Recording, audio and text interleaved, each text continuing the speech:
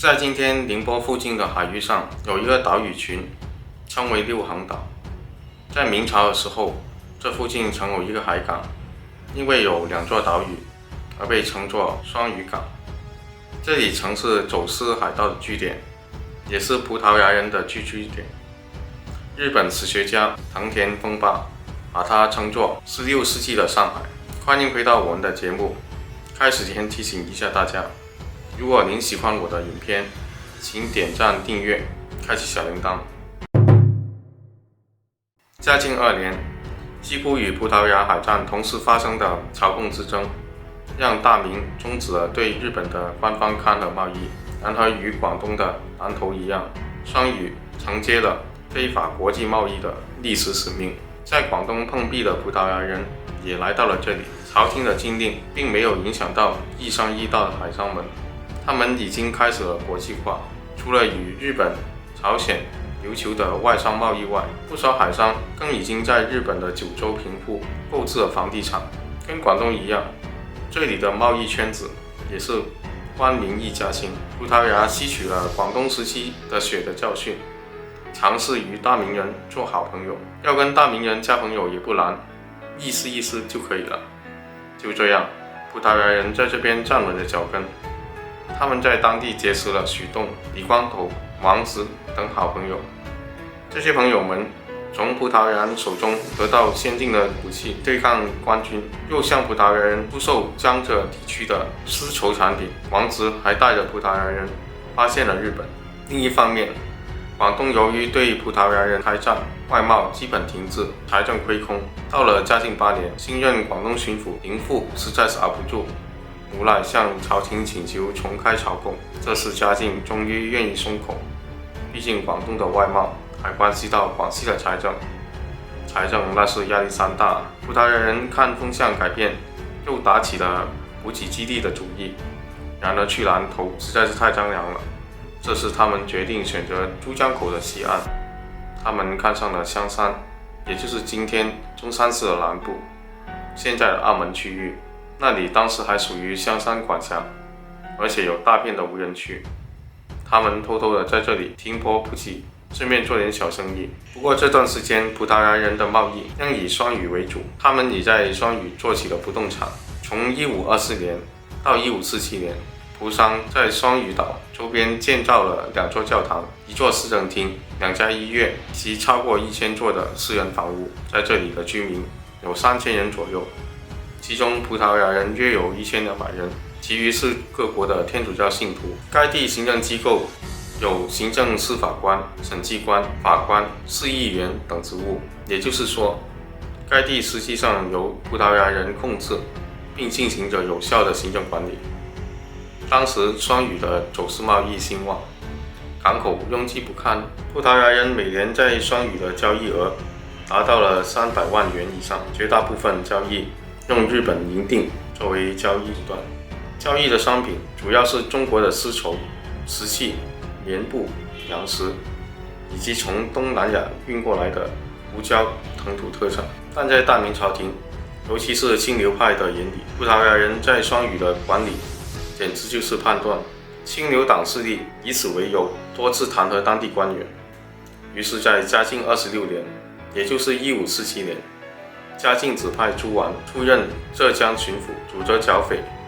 不仅发兵摧毁了双屿港的地面设施，抓捕商人，他还上奏主张填塞港口。这种外贸生意本来就是官民一家亲，部分官员和本地土豪甚至都有参股。现在来了一个捣乱的外人，把他们的生意一锅端，他们肯定是不高兴的。于是他们纷纷起来检举朱绾。朝廷收到的投诉太多，只好将朱绾由巡抚降职为巡视。后来朱绾在一次剿匪行动中，因为作伪证并未经上报，处死了葡萄牙俘虏，而被弹劾他的人找到把柄，最终下狱被杀。大明官方的驱逐低端人口行动，让双屿从此消失在历史长河中，反而是香山南部的后起之秀开始崛起。1554年，熟悉中国人情世故的葡萄牙人莱昂诺尔德索隆搞定了广州官员，以缴纳税款的名义，允许他们在香山以南的海滩开展贸易。葡萄牙人送了一些意思给香山当地官员，让他们明白葡萄牙人的意思就是在香山南面的豪径附近修建一些物流仓。物流仓修好了，可葡萄牙人却以收货地址而头痛。他们问当地人：“这里叫什么名字啊？”当地人看着他们，指着当地的妈祖庙，指手画脚，听不懂他们说什么，就说“What go啊”。广东话的意思就是这是啥？葡萄牙人说：“哦，我懂了。”于是他们就把这个地方命名为澳门。这个租赁协议直到几年后才被皇帝得知，且葡萄牙人交的税金都成了官员口袋里的意思。皇帝选定一想，这破地方离一线城市广州太远，就是个小岛，吃着用的还需要从唯一的陆带过去。老外不听话，我断水断电就好了。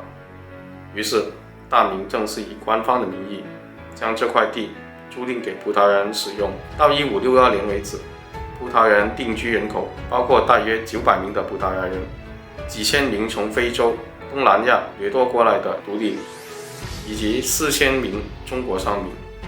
这里拥有3座教堂、1座医院、1座善堂、5000多名基督徒。澳门成为了葡萄牙人在中国的唯一居留地。很多人都以为澳门自此以后就成了殖民地，但事实并非如此。1583年，在地葡萄牙人选举成立了澳门议事会。次年，大明册封议事长检察官为都理豪径澳事务西洋理事官，并授予2品官衔。也就是说，在这时候，澳门的最高行政长官从名义上仍是由大明运历。澳门正处于一国两制的状态。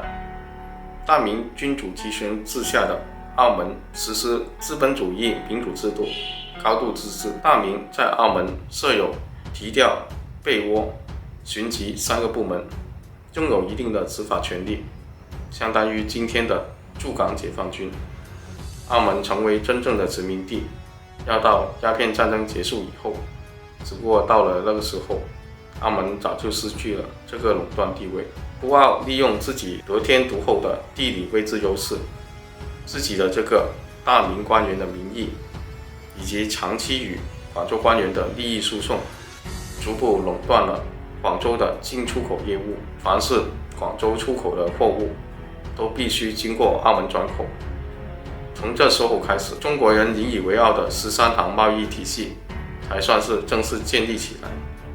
这是一套以大中华政权为主导的贸易体系，中央政府有绝对的话语权，大明外强中干。